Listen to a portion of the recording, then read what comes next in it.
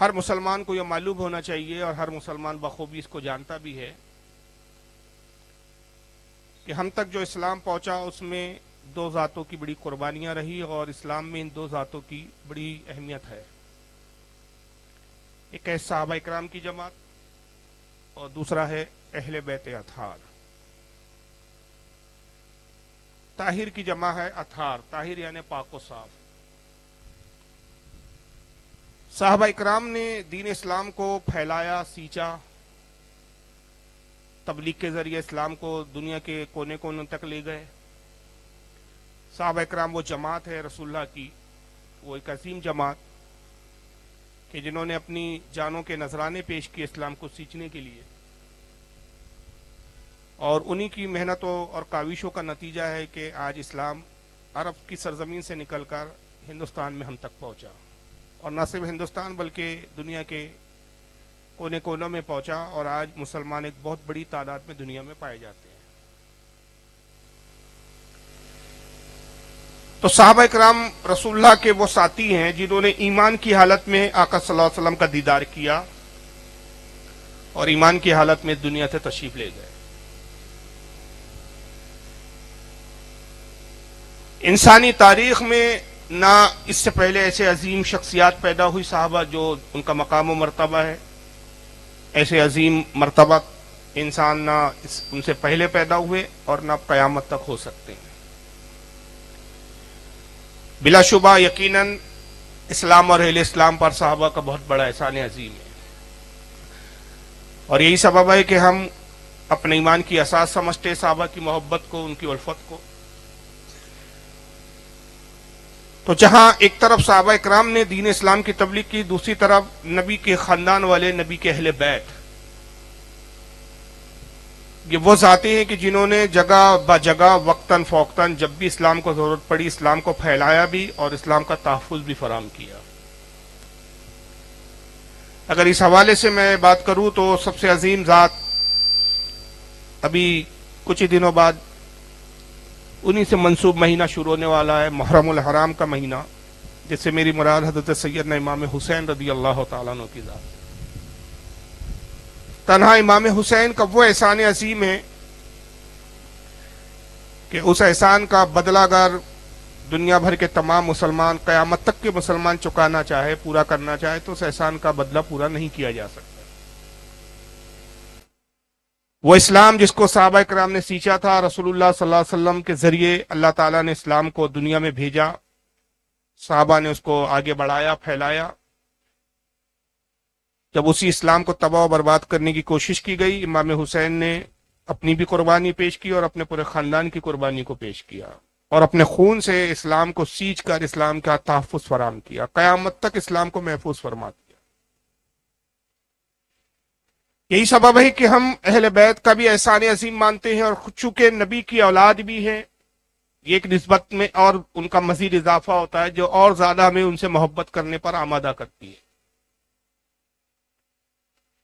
اللہ کے نبی صلی اللہ تعالی وسلم نے صحابہ کرام کی بھی محبت کی تلقین کی، ان کی بھی عظمت بتائی، اور اپنے اہل بیت کی بھی محبت کی تلقین کی، ان کی بھی عظمت کو واضح کیا۔ ایک طرف صحابہ کرام کی عظمت کو بیان کرتے ہوئے آقا نے فرمایا کہ میرے اصحاب کی مثال کیسی ہے؟ فرمایا اصحابی کالنجوم فبأیہم اقتدیتم اہتدیتم۔ اے لوگوں، میرے صحابہ کی مثال آسمان میں ستاروں کی طرح ہے، روشن چمکتے ہوئے ستاروں کی طرح مثال میرے صحابہ کی ہے، ان میں سے تم جس کی بھی پیروی کرو گے ہدایت پالو۔ ہر صحابی نبی بذات خود جنتی ہے، اور ایسا جنتی کہ ایک دوسرے مقام پہ آقا فرماتے، ترمذی شریف کی حدیث ہے کہ میرے صحابہ کا مقام وہ ہے کہ جس نے مجھے دیکھا وہ جنتی۔ تو حضور کو جنہوں نے دیکھا وہ صحابی، اور انہی کی جماعت کو صحابہ کہتے ہیں یا اصحاب رسول کہتے ہیں۔ فرمایا جنہوں نے مجھے دیکھا وہ جنتی، اور جس نے میرے دیکھنے والے کو دیکھا وہ بھی جنتی۔ یہ ایک عظمت، ہدایت کے روشن ستارے بھی ہیں، ان کا دیدار ہی نجات کے لیے کافی ہے، ان کی صحبت، ان کی زیارت ہی بخشش کے لیے کافی ہے۔ اندازہ لگائیے کہ جن کو دیکھنے سے جنت واجب ہو جائے، جنت مل جائے، تو وہ خود بذات خود اپنے آپ میں کیا مقام اور کیا مرتبہ رکھتے ہوں گے۔ اور صحابہ اکرام کے بارے میں ایک دوسرے مقام پہ آقا فرماتے ہیں کہ میرے صحابہ کا معاملہ یہ ہے کہ اللہ تعالیٰ نے میرے صحابہ کا انتخاب کیا، میرے لیے میرے صحابہ کو جب چنا گیا تو اللہ نے چنا کہ میرے کون کون اصحاب ہوں گے، میرے سسرالی رشتہ دار اللہ نے انتخاب کیے۔ پس ارشاد فرمایا کہ جس نے ان کو تکلیف دی، ان پہ لان تان کی، اس پر تمام فرشتوں کی لعنت، تمام انسانوں کی لعنت، اس پر رسول کی لعنت، اس پر اللہ کی لعنت۔ یہ ایک حقیقت ہے، ہم اقرار کرتے ہیں کیونکہ یہ ہمارے عقیدہ اہل سنت کا ایک حصہ اور جز ہے کہ صحابہ کو ہم معصوم نہیں مانتے، اہل بیت کو بھی ہم معصوم نہیں مانتے۔ معصوم صرف دو ذاتیں ہیں، ایک فرشتوں کی جماعت، ایک انبیاء کی جماعت۔ معصوم وہ کہ جس کے دل میں گناہ کا شائبہ بھی نہ ہو، گناہ کرنا تو دور کی بات ہے، گناہ کا خیال بھی نہ آئے، جو گناہ ہی نہ کرے، یہ فرشتوں کی جماعت ہے، اور دوسرا انبیاء کی جماعت ہے۔ صحابہ سے خطا ممکن ہے، اہل بیت سے بھی خطا ممکن ہے، مگر خطا ہوتی نہیں ہے، اس لیے کہ اللہ تعالیٰ نے ان کو وہ مقام دیا کہ ان کو محفوظ فرما لیا۔ یعنی یہ معصوم نہیں ہے مگر محفوظ ضرور ہے، اور بشری اعتبار سے ان سے کچھ کوتاہی ہو بھی جائے تو اس میں بھی ان کے لیے اجر ہے، کیونکہ وہ کوتاہی ان کی قصدن نہیں ہوتی بلکہ ان کا اجتہاد ہوتا ہے،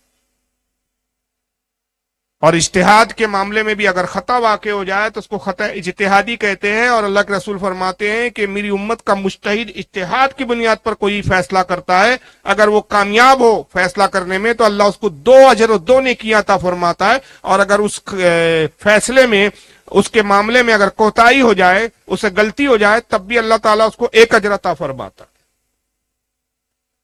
یہ رسول اللہ کی صحبت کا نتیجہ ہے کہ صحابہ سے اگر بالفرض کوئی کوتاہی بھی ہو جائے، لرزش بھی ہو جائے، تب بھی وہ اجر کے مستحق ہوتے ہیں، جبکہ ہماری اپنی خطا ہوتی ہے، گناہ کے طور پر لکھی جاتی ہے اور اس پر ہم کو سزا دی جائے گی۔ کیا تقابل ہے ہمارا اور صحابہ کا؟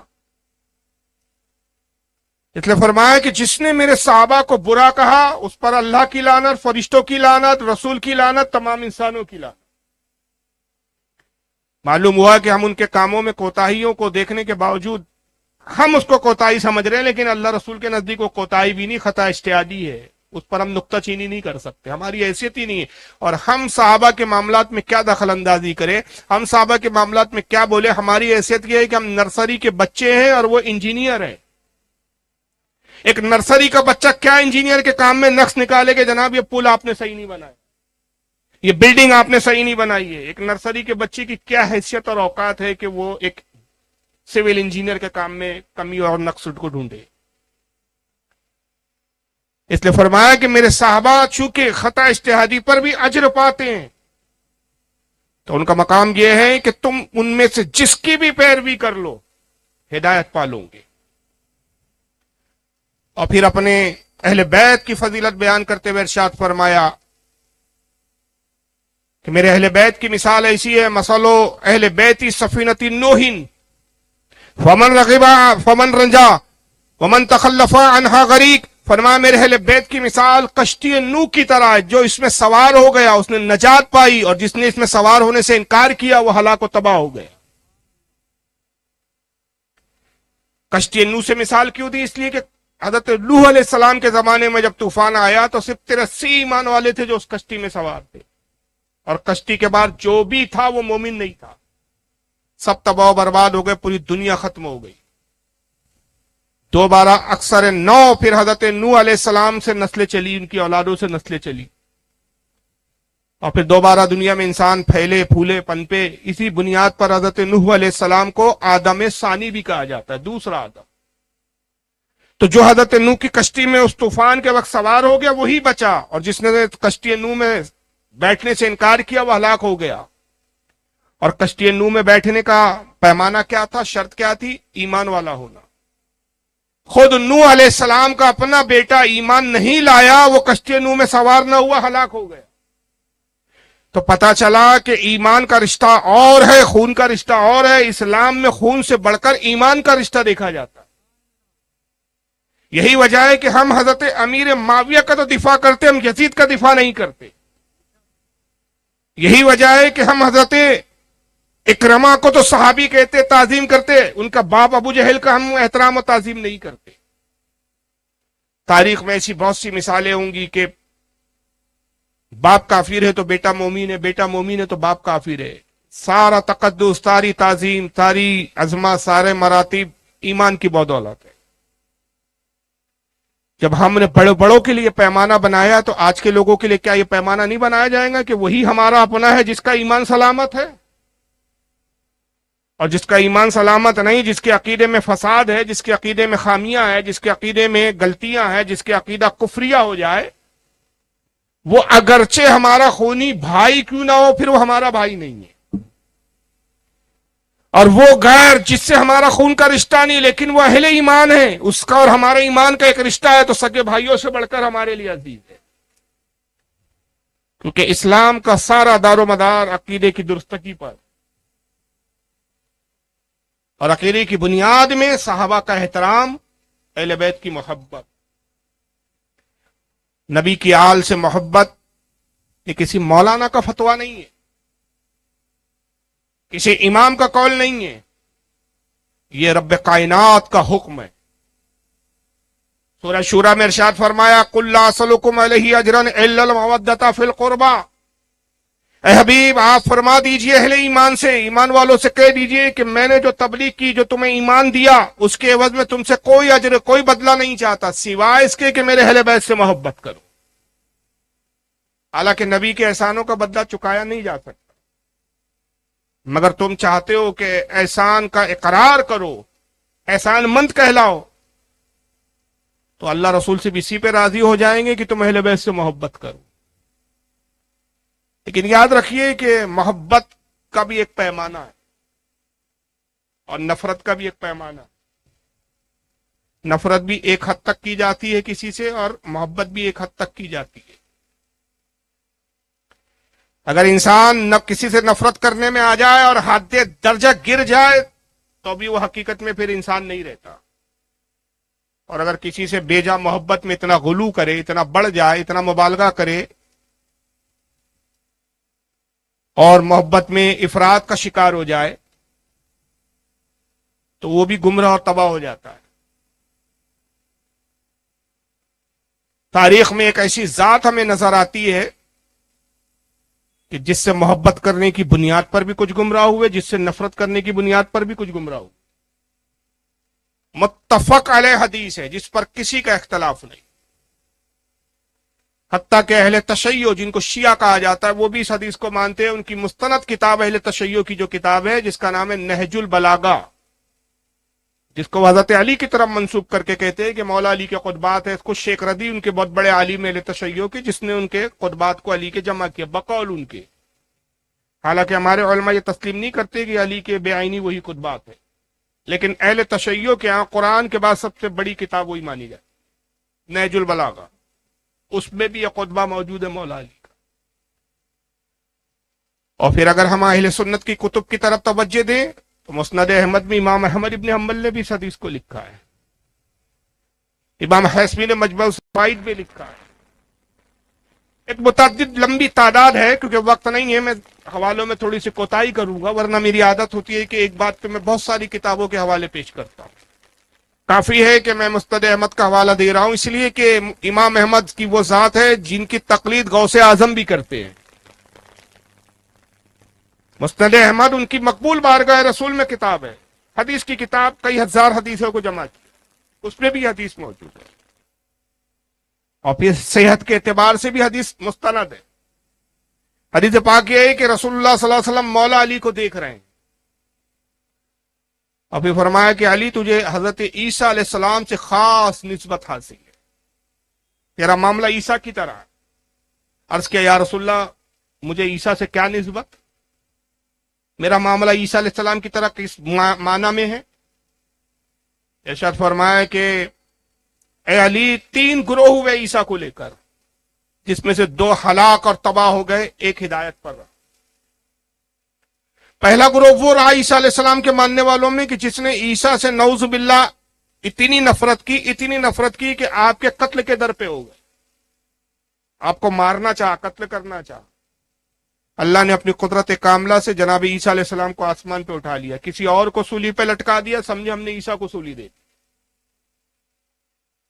اتنے بغض پر آمادہ ہو گئے، اتنی نفرت کی حضرت عیسیٰ سے کہ جناب عیسیٰ کے قتل کے در پہ ہو گئے اور عیسیٰ علیہ السلام کی توہین و تذلیل پر آمادہ ہو گئے۔ وہ گروہ بھی تباہ ہوا۔ کون تھا یہ گروہ؟ یہودیوں کا گروہ۔ یہی یہودی ہے آج۔ ایک عجیب اتفاق ہے، ایک عجیب بات ہے کہ یہودی اور عیسائیوں میں بڑا اتحاد ہے، صرف اسلام دشمنی پر۔ حالانکہ معاملہ کیا ہے؟ یہودیوں کو تو، عیسائیوں کو تو اس بات پر ہی یہودیوں سے نفرت کرنی چاہیے کہ تم نے ہمارے عیسیٰ مسیح کو سولی دی ہے۔ بقول ان کے ہو چکے مانتے ہیں، ہمارے اسلام میں تو نہیں ہے اس کا عقیدہ۔ ہمارا اسلام کہتا ہے کہ آج بھی جناب عیسیٰ علیہ السلام زندہ ہے، چھٹے آسمان پر موجود ہے، قیامت سے قریب زمین پر تشریف لائیں گے، رسول اللہ کے امتی بن کر آئے۔ تو ایک گروہ وہ تھا جناب عیسیٰ علیہ السلام کا ماننے جو ہے مخالف، جو قتل کے در پہ رہا، اس نے نبی ماننے سے انکار کر دیا۔ آقا فرماتے دوسرا گروہ جو تباہ ہوا وہ کہ عیسیٰ سے محبت کی، انہوں نے اتنی محبت کی کہ محبت میں اتنے بڑھ گئے کہ عیسیٰ کو خدا کا بیٹا کہہ دیا۔ نبی تو چھوڑیے، نبی سے بڑھ کر بڑھا دیا اور کہا کہ خدا کے بیٹے ابن اللہ ہے۔ وہ بھی تباہ و برباد ہو گئے۔ آقا فرماتے تیسرا جو گروہ تھا وہ اعتدال پر رہا، معتدل رہا، وہ اپنے عقیدے میں، وہی کامیاب گروہ رہا۔ وہ جنہوں نے عیسیٰ پر ایمان بھی لایا، عیسیٰ کو خدا کا بیٹا نہ کہا، خدا کا بندہ سمجھا، عیسیٰ علیہ السلام کی تعلیم پر عمل کیا، وہ گروہ ہدایت پا گیا۔ اے علی، تیری نسبت عیسیٰ سے ایسی ہے کہ تیرے تعلق سے بھی 3 گروہ ہوں گے میری امت۔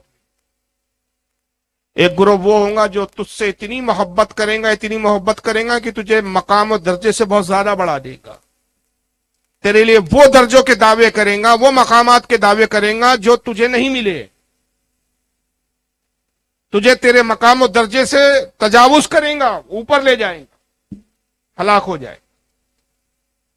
دوسرا گروہ جو تیری توہین کریں گا، تجھ سے نفرت کریں گا، اور نفرت میں اتنا گر جائے گا کہ نعوذ باللہ تجھے مسلمان بھی نہیں سمجھیں گا، مسلمان تیرے ہونے کا بھی انکار کر دیں گا، تجھ پہ کفر کے فتوے عائد کریں گا۔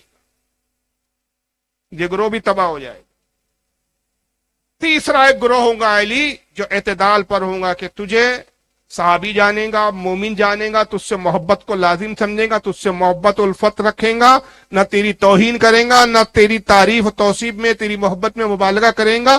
جو مقام و مرتبہ اللہ رسول کی بارگاہ سے تجھے ملا، اسی مقام و مرتبے کو تسلیم کرے گا۔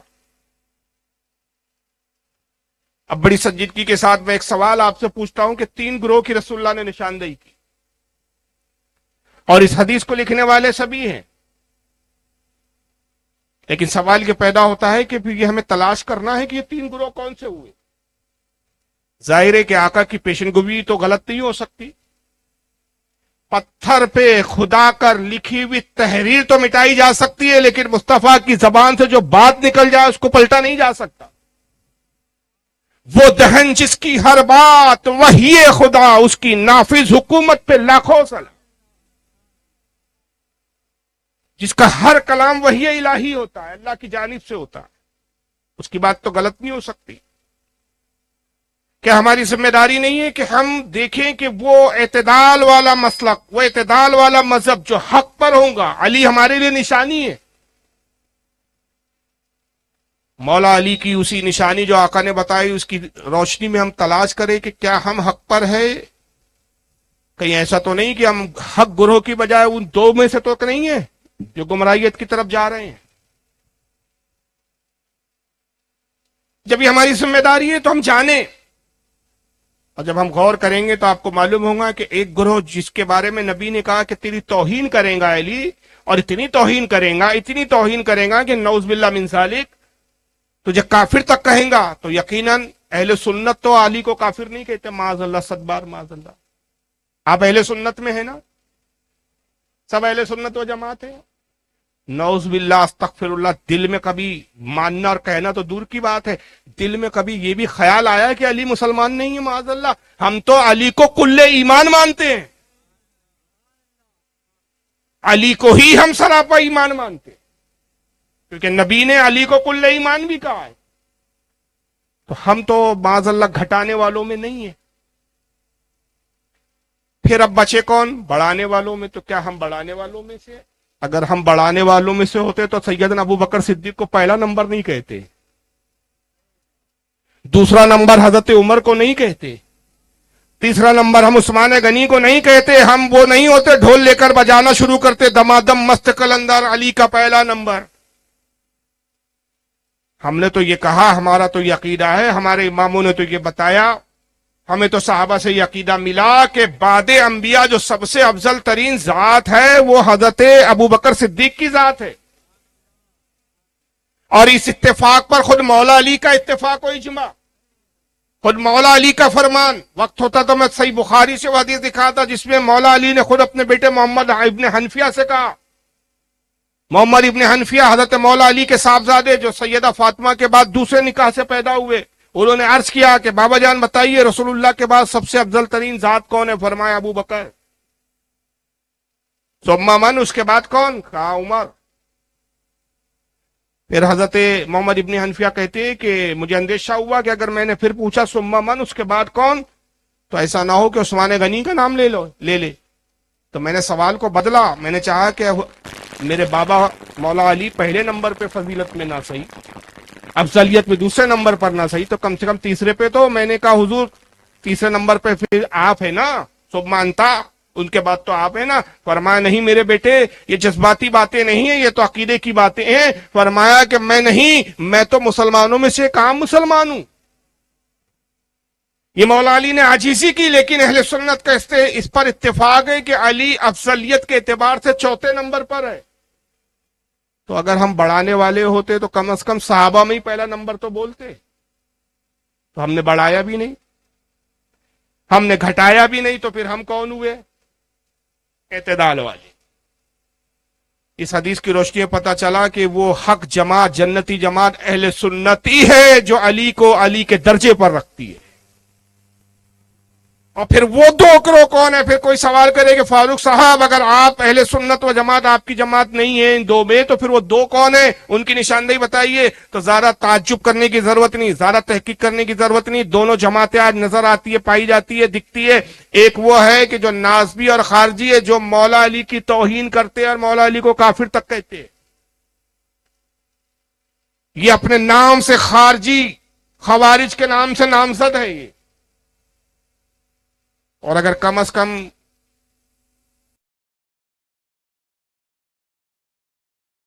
गुस्ताखी करे तो कम से कम नाज़ियत के दर्जे पर है। और जो बढ़ाते हैं, इतना बढ़ाते हैं, इतना बढ़ाते हैं कि जनाबे मौला कायनात को साहबा में अफजल तो छोड़िए, अंबिया से तक अफजल बता देते, नबियों से अफजल तक बता देते हैं। इतना बढ़ा दिया, इतना बढ़ा दिया। और सिर्फ उस पर भी इक्तिफा नहीं किया, उस पर भी इनको सुकून नहीं मिला कि नबियों तक बढ़ाया है, नबी की तरह बनाया, माज अल्लाह अली को खुदा तक कह देते हैं। ये जो मौजूदा इस वक्त फिरका है, ये अपने आप पे शिया राहती फिरका कहलाता है। लेकिन अजीब बात है कि मोहब्बत की आड़ में ये नहीं सोचता कि हम इतना बढ़ा रहे कि इस मोहब्बत में गुस्ताखी भी हो रही है। क्योंकि नादान की दोस्ती जी का जंजाल। मशहूर मुहावरा आपने बुजुर्गों से सुना होगा कि नादान दोस्त से दाना दुश्मन ज्यादा बेहतर। कि नादान दोस्त आपका फायदा पहुंचाना चाहता है, लेकिन वो अपनी नादानी के सबब आपका नुकसान कर देता है। मिसाल मशहूर है, हजरत मौलाना अनूम मसनवी शरीफ में नकल फरमाते हैं कि एक बादशाह ने एक बंदर को पाल लिया और अपना मुहाफिज, अपना बॉडीगार्ड उस बंदर को बना दिया। लोगों ने समझाया कि भाई बंदर आखिर जानवर जानवर होता है। उसने कहा नहीं नहीं साहब, जानवर बड़ा वफादार होता है। लोगों ने कहा माना कि भाई वफादार होता है, लेकिन इसको अक्ल शऊर नहीं होती। और चूंकि जानवर है तो कब किस तरह से तेरी हिफाजत करेगा, क्या तदबीर इख्तियार करेगी, ये शऊरमंद नहीं है। कि सिर्फ लड़ सकता है लेकिन हालात को समझ नहीं सकता। लिहाजा ایک نادان پر بھروسہ کرنا یہ مناسب نہیں ہے. کسی سمجھدار انسان کو اپنا باڈی گارڈ بنا کے رکھو. بادشاہ نے ماننے سے انکار کر دیا. اب بندر 24 گھنٹے بادشاہ کے ساتھ رہتا, پہرا دیتا, اب تک کہ بادشاہ جب اپنی خوابگاہ میں اپنے بیڈ روم میں سوتا تو تب بھی یہ جاگ کے بندر پہرا دے رہا ہوتا. مولانا روم فرماتے ایک مرتبہ بادشاہ سو رہا تھا, یہ پہرا دے رہا ہے, تلوار ہاتھ میں لیے ہوئے, بندر کے ایک مکھی بھی مناتے ہوئے بادشاہ کی ناک پر آ کے بیٹھ گئی. بندر تو بندر ہے, اس نے پہلے مکھی کو بھگایا, مکھی بھاگی, پھر بھین بنائی بھی گھومی, پھر دوبارہ آ کے ناک پہ بیٹھی. اس نے پھر ہاتھ سے بھگایا, مکھی پھر اڑی, اڑنے کے بعد پھر بھین بنائی, گھومی پھری, پھر ناک پہ بیٹھی. جب 2-3 بار ہو گیا, بندر کو غصہ آیا کہ کم بخت بار بار آ رہی, تلوار نکالی اور مکھی پر حملہ کر دیا. اب ظاہر ہے مکھی تو مرنا نہ مرنا بات کا میٹر تھا, لیکن نتیجہ کیا ہوا, بادشاہ کا سر ہی قلم. یہ ہوتی ہے نادان کی دوستی. وہی حال ان محبت کرنے والے نادان دوستوں کا ہے. وقت کی قلت ہے, زیادہ تمہید کو میں لمبا نہیں کر سکتا کہ میں اس کی تشریحات اور تفصیل سے بتاؤں. میں نے 2 گروہ کے نام بہت مختصر وقت میں آپ کے سامنے پیش کر دیے کہ ایک گروہ وہ ہے کہ جس نے محبت اتنی کی اتنا مبالغہ کیا کہ گمراہ ہو گئے. ایک وہ ہے کہ جنہوں نے گھٹایا اور نعوذ باللہ مولا علی کی توہین کرنے والا گروہ خارجی اور ناسبی کہلایا. اور محبت پہ جنہوں نے افراط کیا, اضافہ کیا, مبالغے سے کام لیا, وہ شیعہ رافضی کہلایا. ہم اہل سنت و جماعت, ہم اعتدال پر ہیں. ہم صحابہ کا بھی احترام کرتے ہیں, اہل بیت کا بھی احترام کرتے ہیں. ہم صحابہ کی توہین کو بھی جائز نہیں سمجھتے, ہم اہل بیت کی توہین کو بھی جائز نہیں سمجھتے.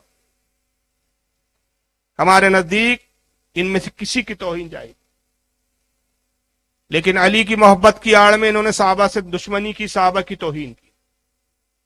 شیعہ رافضیوں نے یہ طریقہ اپنایا کہ علی کی محبت کا حق تبھی ادا ہوگا جب تک ہم صحابہ کی توہین نہ کرے, گویا ہم نے اہل بیت اور علی کی محبت کا حق ادا نہیں کیا. خارجیوں نے کیا کہ ہم صحابہ سے اتنی محبت کریں گے کہ ہم صحابہ کی محبت میں جب تک علی اور اہل بیت کی توہین نہیں کریں گے, گویا ہم نے صحابی کی محبت کا حق ادا نہیں کیا. حالانکہ یاد رکھیے, ایک جملہ دے رہا ہوں میں کہ محبت اہل بیت رافضیت اور شیعت کا نام نہیں ہے. محبت اہل بیت, بہت سے لوگ کہتے ہیں نا, حضرت امام شافعی نے کہا کہ اگر محبت اہل بیت شیعت کا نام ہے تو میں اعلان کرتا ہوں کہ میں شیعہ ہوں. یہ بھی آدھی بات بتاتے, کیونکہ اس سے پہلے یہ بھی کہا کہ جب میں ابو بکر صدیق کی فضیلت بیان کرتا ہوں تو لوگ مجھے نازبی کہتے. یہ بھی کہا ہے انہوں نے. اور جب میں محبت علی کا ذکر کرتا ہوں تو لوگ مجھے رافضی کہتے ہیں. اگر ابو بکر اور علی کی محبت یہ رافضیت اور نازبیت ہے تو پھر میں اعلان کرتا ہوں کہ ہاں میں مرنے تک نازبی بھی ہوں اور مرنے تک میں رافضی بھی ہوں. ادھوری بات بتاتے ہو. تو امام شافعی نے نہیں کہا کہ میں شیعہ ہوں. اگر تم اس کو شیعہ سمجھتے تو پھر میں شیعہ ہی صحیح. یاد رکھیے, محبت اہل بیت کا نام شیعت نہیں ہے, بلکہ دشمن صحابہ کا نام شیعت ہے. اور صحابہ سے محبت کا نام نازبیت نہیں ہے, بلکہ اہل بیت کے توہین کرنے والوں کا نام نازبی. اب آپ دیکھیے کہ علی کی محبت کی آڑ میں مبالغہ جب کیا انہوں نے, تو نتیجہ کیا ہوا کہ اس میں آپس میں ہی اتنے کمپٹیشن میں مبتلا ہو گئے. یہ لوگ ایک دوسرے تجاوز کرنے لگے. حضرت غوث اعظم رضی اللہ تعالیٰ نے کتاب لکھی جس کا نام ہے غنیۃ الطالبین. اس میں فرمایا ہے کہ شیعہ میں ہی اہل بیت اور علی کو لے کر آپس میں اتنا اختلاف ہوا کہ 36 فرقوں میں بڑھ گئے. کتنے فرقے ہیں شیعہ میں؟ 36. چند ایک کے آپ نام جانتے ہوں گے, اثنا عشری, یہ مشہور ہے, یہی زیادہ تر پائے جاتے ہیں ہندوستان میں. مگر اس میں اسماعیلی شیعہ بھی ہے, داؤدی شیعہ بھی ہے, کھوجا بھی ہے, بھورے بھی ہے, دنیا بھر کے نام ہے. اور سارے نام گنوائے بھی, ان کے عقیدے بھی بتائے. چلیے یہ ہم تعریف میں مانتے ہیں کہ بھائی اگر کوئی یہ کہتا ہے کہ مولا علی رسول اللہ کے مشابہ تھے شکل و صورت میں, جیسے حضرت امام حسین کے بارے میں آیا کہ حضور کی مشابہت تھی ان میں, حضرت امام حسن رسول اللہ کے مشابہ تھے شکل و صورت میں, علی کو بھی کہہ دیا جاتا مان لیتے. مگر مثال کتنی گھٹیا دی, الغراب بالغراب. ایسے ہی مشابہ تھے جیسے ایک مکھی دوسرے مکھی کے بعد اس میں ہوتی ہے. ایک غراب کہتے کوے کو, معاف کرے, ایک کوا دوسرے کوے کے مشابہ ہوتا ہے، والذباب بالذباب، اور ایک مکھی دوسرے مکھی کے مشابہ ہوتی ہے۔ جیسے دو مکھیاں ایک جیسی دکھتی ہے اور دو کوے ایک جیسے دکھتے ہیں، ویسے علی اور نبی معاذ اللہ اسی طرح ایک جیسے دکھتے تھے، نعوذ باللہ۔ اور پھر آگے لکھتے ہیں جناب، فبعث اللہ جبریل الی علی علیہ السلام فغلط جبریل فی تبلیغ الرسالۃ من علی الی محمد۔ کہتے ہیں کہ حقیقت میں نبوت اور رسالت علی کی طرف بھیجی گئی تھی، مگر جبریل سے غلطی ہو گئی، جبریل کی ملاقات محمد سے ہو گئی، محمد کو علی سمجھ کر وحی دے دی۔ حقیقت میں تو نبی علی کو بنایا گیا تھا، حقیقت میں تو نبی علی تھے، کس سے غلطی ہو گئی؟ فرشتے سے۔ اور فرشتوں میں بھی کس سے؟ جو فرشتوں کا سردار ہے جبریل۔ اور میں نے ابھی ابتدا میں عقیدہ بیان کیا کہ فرشتے معصوم ہوتے، ان کا غلطی کا شائبہ بھی نہیں، مگر یہاں مولا علی کی تعریف میں مبالغہ کرنے کے لیے اتنے حد درجہ بڑھ گئے یہ لوگ کہ نعوذ باللہ من ذالک جبریل کی توہین کر رہے ہیں۔ اور پھر کہتے ہیں کہ قال شاعرہم، یہی وجہ ہے کہ ان کے ایک شاعر نے شعر بھی کہا ہے، غلط الامین عن حیدر فیلعنون صاحب الریشی یعنی جبریل۔ تو شاعر کہتا ہے کہ جبریل سے حیدر کے بارے میں غلطی ہو گئی۔ حیدر کس کا لقب ہے؟ مولا علی کا۔ یا لقب کا استعمال کیا اس نے شعر کے وزن پر کہ حیدر سے علی کے بارے میں جبریل سے، جبریل امین، امین کس کا لقب ہے؟ جبریل کا۔ امین سے، جبریل امین سے حیدر کے بارے میں غلطی ہو گئی۔ یہی وجہ ہے کہ ہم پرو والے، جبریل علیہ السلام کو پرو والوں بھی کہا کیونکہ آپ کے 70,000 پر ہے، ہم پرو والوں پر لعنت بھیجتے ہیں اس وجہ۔ جبریل پر لعنت ہو کہ اس سے یہ غلطی ہو گئی کہ نبوت علی کے لیے تھی، معاذ اللہ اس نے محمد صلی اللہ علیہ وسلم کی طرف پہنچائی۔ اور پھر یہ روایت جو ہے ملا باقر مجلسی نے بھی لکھا ہے اس کو، یہ اہل تشیع فرقوں کا بہت بڑا عالم گزرا ہے۔ ملا باقر مجلسی کی کتاب ہے تذکرۃ الائمہ، باب سوا میں، اور صفحہ نمبر 63 ہے۔ اور اس کو ایک اور شیعوں کا بہت بڑا عالم گزرا جس کا نام ہے علی اصغر البروجوی، اس کی کتاب ہے طرائف المقال، جلد نمبر 2 صفحہ نمبر 232۔ اللہ تعالیٰ قرآن عظیم میں ارشاد فرماتا ہے، ان اللہ لا یستحی ان یضرب مثلا ما بعودۃ فما فوقها، جس کا ترجمہ یہ ہوتا ہے، اللہ فرماتا ہے کہ بے شک اللہ حیا نہیں فرماتا کہ تمہارے سمجھانے کے لیے مثال دے مچھر کی یا اس سے کمتر۔ اصل میں اس کا پس منظر کیا ہے کہ اللہ تعالیٰ مسلمانوں کو سمجھانے کے لیے مثالیں بیان فرماتا ہے قرآن میں۔ کئی مکھی کی مثال آئی ہے، کئی مچھر کی مثال آئی ہے، کئی چوٹی کی مثال آئی ہے، سورہ نمل میں چوٹی کا واقعہ ہے، کئی پہاڑ پر ریت کی مثالیں آئی ہے۔ تو مشرکین جو ہے وہ اعتراض کرتے تھے رسول اللہ پر کہ محمد تم کہتے ہو تمہارا رب بڑا عظیم ہے تو اس کا کلام بھی بڑا عظیم ہونا چاہیے، یہ کیا چھوٹے چھوٹے کیڑے مکوڑے کی بات کرتا ہے تمہارا رب؟ اس کے جواب میں یہ آیت کریمہ نازل ہوئی کہ محبوب ان سے کہہ دیجئے کہ اللہ کو اللہ حیا نہیں فرماتا، یہ تو تمہارے فہم کے اعتبار سے، تمہاری عقل کے اعتبار سے ان چیزوں کی مثالیں دی جاتی، یہ نہیں کہ اللہ اس طرح کلام کرتا ہے تو معاذ اللہ اس کی عظمت میں کوئی کمی آ جائے۔ وہ تو کلاموں کا خود قادر ہے، زبانوں کا وہ خود خالق ہے، وہ اس سے بڑھ کر ایسی زبان تم سے بیان کر سکتا ہے جو تمہارے عقلوں میں بھی نہ آئے، یہ تمہارے فہم کے حساب سے ہم سمجھاتے ہیں۔ تو یہ قرآن نے کیا کہا کہ اللہ حیا نہیں فرماتا کہ تمہارے سمجھانے کے لیے کسی بھی چیز کی مثال فرمائے، چاہے مچھر ہو یا مچھر سے بڑھ کر ہو۔ مچھر چونکہ ایک چھوٹا سا کیڑا ہے، یا تو مچھر یا اس سے بڑھ کر کسی چیز کی۔ اب آئیے ابھی جعفر تو سمجھ لیجئے اس سے مراد ہے حضرت امام باقر، جعفر کے والد، یعنی جعفر کے والد کون؟ امام باقر۔ اور جہاں ابو عبداللہ کے باپ عبداللہ حضرت امام جعفر کے بیٹے کا نام ہے، تو جہاں ابو عبداللہ ہے تو سمجھ جائیے کہ اس سے مراد امام جعفر صادق۔ تو یہ روایت کس کے کھاتے میں ڈالی گئی؟ معاذ اللہ ہم یقین کے ساتھ کہتے ہیں کہ امام جعفر صادق کا ایسی روایت بیان کرنے سے دامن پاک ہے، وہ اس سے مبرر جو ہے بلند تر ہے کہ وہ ایسی بکواس کرے، لیکن امام جعفر کے کھاتے میں ڈالی۔ کہتے ہیں کہ ابو عبداللہ سے روایت ہے کہ حضرت ابو عبداللہ یعنی امام جعفر کہتے ہیں کہ ان ھذا مسئلہ ضربہ اللہ للامیر المؤمنین علی ابن ابی طالب علیہ السلام، کہتے ہیں کہ اللہ تعالیٰ نے جو اس میں مچھر کی مثال دی ہے، اس سے مراد مولا علی امر المومنین علی ابن ابی طالب علیہ السلام ہے۔ علی کون ہے؟ مچھر ہے۔ یہاں مچھر سے مراد علی ابن ابی طالب ہے۔ اور پھر جو قرآن میں فرمایا وما فوقہا، اور اس سے بڑھ کر ہم مثال بیان کریں تو اس سے مراد کون ہے؟ رسول اللہ صلی اللہ علیہ وسلم۔ مچھر سے بڑھ کر جو ہے وہ رسول ہے، اور جو مچھر ہے وہ علی ہے، معاذ اللہ۔ تو یہاں مولا علی چلنے گئے تھے تو وہ تعریف کرنے، یہ بتانے گئے تھے کہ دیکھیے صاحب علی کا قرآن میں ذکر آیا ہے، علی کی مثال اللہ نے بیان کی، لیکن یہ بھول گئے کہ نعوذ باللہ یہ مشرکین کو جواب دیا گیا تھا، مشرکین کا اس پر اعتراض تھا، اور نعوذ باللہ مولا علی کو مچھر بتا دیا۔ اور اس سے بڑھ کر پھر ایک اور توہین کی ایک تیسری کتاب دیکھتے چلے آپ۔ آئیے، یہ الاختصاص کتاب ہے ان کی، یہ سب مستند کتابیں ان کے یہاں کی۔ اس کے لکھنے والا محمد بن نعمان، یعنی 1000 سال پہلے آج سے ان کا موت ہوئی ہے۔ اہل تشیع کے مستند عالم مانے جاتے شیخ مفید محمد بن نعمان، ان کی کتاب ہے الاختصاص، صفحہ نمبر 304۔ آئیے یہ جناب کیا لکھتے ہیں۔ ان جابر بن یزید، یہ سب شیعوں کے راوی ہے، یہ ہمارے راوی نہیں ہے، اہل سنت کے نہیں۔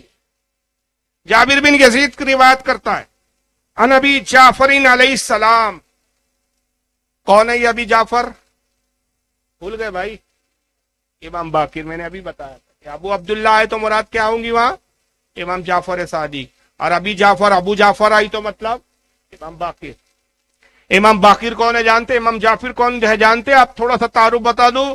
امام جعفر کے والد امام باقر، اور امام باقر کے والد امام زین العابدین، اور امام زین العابدین کے والد امام حسین، امام حسین کے والد مولا کائنات علی مرتضی۔ یہ سب اہل بیت کے خاتے میں اس طرح کی روایتیں ڈال رہے تم پر۔ کہتے ہیں کہ حضرت امام باقر سے روایت ہے کہ امام باقر سے یہ روایت آتی ہے کہ قالا یا جابرو الکا حمار یسیر بکا فیبلغ بکا من المشرق الی المغرب الی یوم واحد۔ راوی جابر بن یزید کہتا ہے کہ امام باقر نے مجھ سے ایک مرتبہ کہا، مجھ سے سوال کیا، کہا کہ اے جابر یہ بتاؤ کیا تمہارے پاس ایسا کوئی گدھا ہے جو ایک ہی دن میں مشرق سے مغرب تک سفر کر لے؟ ایک دن میں تمہیں مشرق سے مغرب تک پہنچا دے، کوئی ایسا گدھا ہے؟ اس زمانے میں سواری کے کیا سادھن تھے؟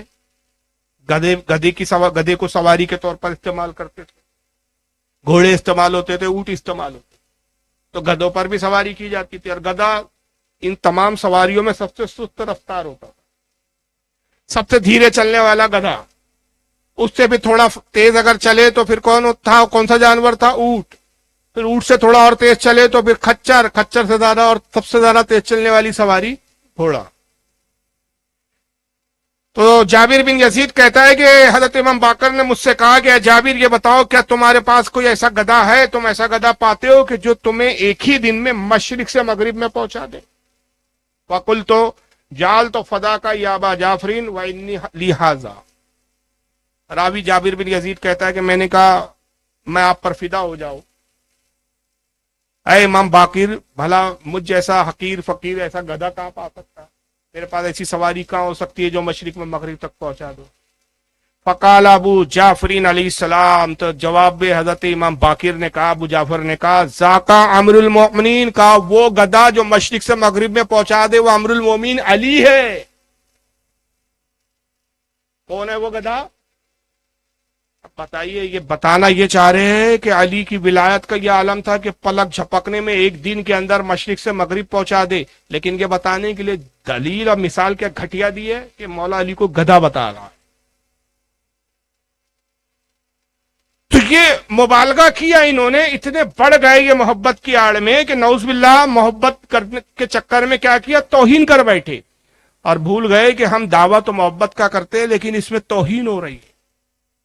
اور صحابہ سے بغض رکھا، حقیقت میں اہل بیت کی تعریف میں توہین کر بیٹھے، اور جب صحابہ کی توہین کرنے آئے تاکہ ہم اہل بیت کا مقام زیادہ بلند بتائے تو یہ بھول گئے کہ نعوذ باللہ من ذالک، جہاں تم صحابہ کی توہین کر رہے ہو وہاں ایٹومیٹک اہل بیت کی بھی توہین ہو رہی، تم صحابہ کے مقام کو تو نہیں گرا سکے۔ تو ایسے ایسے کچھ عقیدے گڑے گئے اور آج ان عقیدوں پر ہمارے اپنے ہاں کچھ نام نہاد سنی ان کے پیچھے چل رہے. آپ جانتے ہیں کہ کن کن ناموں سے وہ معروف ہے. کوئی اپنے آپ کو مولائی کہہ رہا ہے, کوئی اپنے آپ کو علی والا کہہ رہا ہے, کوئی کچھ الگ الگ نام لیے. دعویٰ سنیت کا ہے, سنی کہلاتے, اپنے آپ کو سنی کہتے ہیں, لیکن ماخذ کون سے, کتابیں کون سی پڑھ رہے ہیں؟ رافضی اور شیعوں کی, عقیدے شیعوں کے بیان کر رہے ہیں. ایسی ایسی روایتیں لاتے ڈھونڈ ڈھونڈ کے کہ آقا صلی اللہ علیہ وسلم نے فرمایا ہے کہ قرب قیامت میرے نام سے ایسی ایسی حدیثیں منسوب کر کے لائیں گے جو تمہارے باپ داداؤں نے بھی نہ سنی ہوں. اور وہی حال آج ہمارا ہے کہ ہم ان کی باتیں سنتے تو حیران ہو جاتے کہ یار یہ کہاں سے اٹھا کے لاتے. حوالہ پوچھ لو تو سب ندار. سب سے زیادہ اگر انہوں نے کسی کی توہین کی ہے صحابہ میں تو وہ دو ذاتیں سب سے زیادہ. لوگ سمجھتے ہیں کہ امیر معاویہ کی سب سے زیادہ توہین کرتے ہیں. جی نہیں, میں بڑی ذمہ داری سے کہہ رہا ہوں, اس کو ثابت کرنے کے لیے گھنٹوں چاہیے مجھے, لیکن ثبوت کے ساتھ میں کہہ رہا ہوں کہ سب سے بڑھ کر اگر یہ کسی کی توہین کرتے ہیں تو دو ذاتیں, سیدنا ابو بکر صدیق اور حضرت سیدنا عمر فاروق. امیر معاویہ سے تو ان کا صرف یہی معاملہ ہے کہ علی سے ان کی جنگ ہوئی صفین میں, لیکن نعوذ باللہ جو ہمارے ہاں سب سے عظیم ترین صحابی ہے, جن کا مقام تمام صحابہ میں انبیاء کے بعد سب سے بلند ترین مانتے ہیں ہم, 1400 سال سے جس پر اتفاق چل رہا ہے, یہ ان کو نعوذ باللہ مسلمان بھی نہیں مانتے. ان کی کتابوں میں بھرا پڑا ہے کہ یہ دونوں معاذ اللہ نعوذ باللہ 100 بار کروڑ بار معاذ اللہ کہ یہ پکے منافق تھے بولتے. اہل بیت سے ان کو بغض و حسد تھا, اور اس کے لیے پھر کچھ کہانیاں گڑی انہوں نے. شیعوں کا ایک راوی آتا ہے جس کا نام ہے سلیم بن قیس. یہ پہلا شخص ہے جس نے جھوٹی داستان گڑی حضرت سیدنا ابو بکر صدیق کو بدنام کرنے کے لیے, اور آج اسی داستان کی بنیاد پر شیعوں نے پورا اس کو عقیدے کا حصہ بنا رکھا ہے, پورا فرقے کی بنیاد پہ قرار دے دیا ہے. وہ کیا کہ ابو بکر نے سب سے پہلا کام یہ کیا ہے کہ جیسے رسول اللہ کا انتقال ہو گیا, علی خلافت کے حقدار تھے, علی سے خلافت کو چھین لیا. جبران ابو بکر نے خلافت چھینی, اور پھر اسی پر اکتفا نہیں کیا, اسی پر نہیں خاموش ہو گئے کہ بس علی کا حق تھا وہ علی کو نہ دیا. کہتے دوسرا کام یہ کیا کہ سیدہ فاطمہ کا ایک باغ تھا جو رسول نے ان کو وقف کر دیا تھا, جس کا نام ہے باغ فدق, وہ باغ کھا گئے. تیسرا الزام لگاتے ہیں کہ نعوذ باللہ من ذالک سیدہ فاطمہ کو بھی قتل کروایا, اور اس کے لیے ایک باضابطہ پوری داستان بنائی گئی. ان کا پہلا شخص جو اس بات کو لکھ رہا ہے سلیم بن قیس, جھوٹا راوی جس نے جھوٹ کو گڑا, اور آج تک اس شیعوں کو پھر وہ اسی کی روایتوں کو لے کر چل رہے ہیں. پھر کئی کتابیں لکھی گئی جس میں قیس بن سلیم کے نام, سلیم بن قیس کی وہ روایت کو نقل کرتے گئے. ناسخ التواریخ کتابیں ان کے یہاں, اس میں لکھا ہے. احتجاج تبریسی اس کے اندر لکھا ہے. ملا باقر مجلسی کی حق الیقین اس کے اندر اس داستان کو لکھا ہے. کئی ایسی کتابیں ہیں جس میں داستان گڑی گئی, اور وہ داستان آپ سنیں گے تو آپ کی عقل گواہی دیں گے. جس کے دل میں ذرہ برابر بھی شعور ہے, جس کو اللہ تعالیٰ نے ذرہ برابر بھی عقل دی ہے, اور جو صحابہ کے مقام کو جانتا ہے, جو دین کی اہمیت کو سمجھتا ہے, وہ سن کر ہی سمجھ سکتا ہے کہ سوائے لنترانی اور بکواسات کے کچھ بھی نہیں. کہتے ہیں کہ اس کے بعد یہ ہوا کہ جب خلیفہ بنے سیدنا ابو بکر صدیق, تو دوسرا کام کیا کیا انہوں نے, قرآن کو تبدیل کر دیا, اور قرآن میں وہ آیتیں جو اہل بیت کی فضیلت میں آئی تھی وہ ساری آیتوں کو نکال دیا. اصول الکافین کے یہاں کی ایک مستند کتاب مانی جاتی ہے, جو حدیث کے فن حدیث میں یہ بعد قرآن پہلے نمبر کی کتاب مانی جاتی ہے. اس وقت میرے ٹیبل پہ رکھی ہوئی ہے, دیکھ لیجئے. یہ اس کا دوسرا حصہ ہے, فروع کافی. فروع کافی 8 جلدوں میں آتی ہے کتاب, اور اس کی جو ابتدائی 2 جلدیں ہیں یا غالباً 4 جلدیں ہیں وہ اصول الکافی کے نام سے آتی ہے. لکھنے والا کون ہے اس کا, محمد بن یعقوب قلینی. ہمارے ہاں حدیث میں سب سے پہلے نمبر پہ کتاب کون سی مانی جاتی ہے, صحیح بخاری. ان کے یہاں یہ مانی جاتی ہے اصول کافی، اور اس میں باضابطہ باب گڑا گیا کہ قرآن میں آیتیں ایسی تھی، ابو بکر نے بدل کے یوں کر دیا۔ مثلا میں 2-4 مثالیں دے رہا ہوں۔ یہ کہتا ہے کم بخت کہ صاحب قرآن میں یوں تھا اہدینا الصراط العلی، اے اللہ میں علی کے راستے پر چلا، ابو بکر نے علی ہٹا کے مستقیم کر دیا، اور آیت اب یوں بنا دیا اہدینا الصراط المستقیم۔ کا آیت یوں تھی کہ علم والوں سے پوچھو، اب آیت یہ ہے، کیا آیت ہے یار؟ وہ حافظ بہت سارے آپ کے پاس بیٹھے ہیں، فَاسْأَلُوا أَهْلَ الذِّكْرِ، اب آیت یہ ہے اس وقت جو قرآن میں موجود ہے، آپ جائیں گے تو اس طرح فَاسْأَلُوا أَهْلَ الذِّكْرِ إِن كُنتُمْ لَا تَعْلَمُونَ، علم والوں سے پوچھو اگر تمہیں علم نہ ہو۔ تو کہا ابو بکر نے اس میں تحریف کی، آیت یوں تھی فَاسْأَلُوا عَلِيٍّ إِن كُنتُمْ لَا تَعْلَمُونَ، علی سے پوچھو اگر تم کو علم نہ ہو۔ تو ابو بکر نے علی کو ہٹا دیا، وہاں اہل ذکر کر دیا۔ ایسی بے شمار آیتوں کے بارے میں انہوں نے لکھا کہ قرآن کا اتنا فیصد نکال لیا۔ کہتے سورہ ولایت ایک بڑی سورت تھی، پوری کی پوری سورت ابو بکر نے نکالی، اور اس کے بعد پھر وہ علی اصل قرآن لکھا، علی نے 2 مہینے 1.5 مہینے میں ایک قرآن لکھا، پھر لے کر آیا ابو بکر کے پاس اور کہا کہ یہ اوریجنل اصل قرآن ہے جو میں لے کر آیا ہوں، اس کو مسلمانوں میں رائج کرو۔ تو انہوں نے کہا تمہارا قرآن لے جاؤ، ہمارے پاس ہمارا قرآن میں ہے، ہم اسی ہمارے لیے یہی کافی۔ مولا علی کو جلال آ گیا، غصہ آیا، اور غصے اور جلال میں آپ نے فرمایا کہ دیکھ لو یہ قرآن میں نے بڑی محنت اور جستجو سے لکھا، یہ قرآن میں نے ویسے ہی تحریر کیا جیسے رسول اللہ پر نازل ہوا تھا، تم نے قرآن کو تبدیل کر دیا، قرآن کو بدل دیا، آخری بار اس اصل قرآن کی زیارت کر لو، اب امت قیامت تک اس قرآن کو دیکھ نہ سکیں گی۔ اور پھر وہ قرآن لے کر آئے، معاذ اللہ نعوذ باللہ ان کی کتابیں کہتی ہے امام حسن کو دیا اور وصیت کی کہ قرآن کسی کو نہ دکھانا نہ دینا سوائے اس کے کہ اپنے وصی اور اپنے جانشین کے۔ پھر امام حسن کا انتقال ہوا، یہی وصیت کر کے انہوں نے امام حسین کو دے دیا، امام حسین نے وہی قرآن پھر اپنے بیٹے امام زین العابدین کو دے دیا، امام زین العابدین نے وہ قرآن امام باقر اپنے بیٹے کو دیا، امام باقر نے حضرت امام جعفر کو دیا، امام جعفر نے اپنے بیٹے حضرت موسیٰ کاظم کو دیا، حضرت موسیٰ کاظم نے اپنے بیٹے حضرت علی رضا کو دیا، حضرت علی رضا نے وہی قرآن اپنے بیٹے حضرت امام تقی کو دیا، امام تقی نے حضرت امام نقی کو دیا، امام نقی نے امام حسن عسکری کو دیا، امام حسن عسکری نے امام مہدی کو دیا، امام مہدی لے کر وہ اوریجنل قرآن غار میں جا کر چھپ گئے، اب قیامت کے دن اوریجنل لے کر آئیں۔ آپ کے ہمارے پاس جو قرآن ہے وہ کون سا ہے؟ ڈپلیکیٹ۔ 1400 سال سے امت ڈپلیکیٹ قرآن پڑھ رہی ہے۔ اندازہ لگائیے کہ اسلام کو کتنا ڈیمیج کیا ہے، کتنا بدنام کیا، کہ کم از کم توریت میں تحریف ہوئی، اس بات کی گواہی قرآن دیتا ہے۔ انجیل میں تحریف ہوئی، تحریف مطلب ان آیتوں کو، ان چیزوں کو نکالا، بدلا۔ ان کے گرو گھنٹالوں نے، عیسائیوں کے گروؤں نے اپنی کتابوں میں تحریف کی، اس کی گواہی قرآن دیتا ہے۔ قرآن بتاتا ہے کہ یہ کیا کیا انہوں نے بدل دیا، لیکن وہ نبی کے انتقال کے ترنت بعد نہیں بدلا گیا، اس کو بدلنے کے لیے بھی صدیاں لگی ان کو، تھوڑا تھوڑا آہستہ کرتے ہوئے صدیوں میں گئے، انہوں نے نکالا اور بدلا ہے۔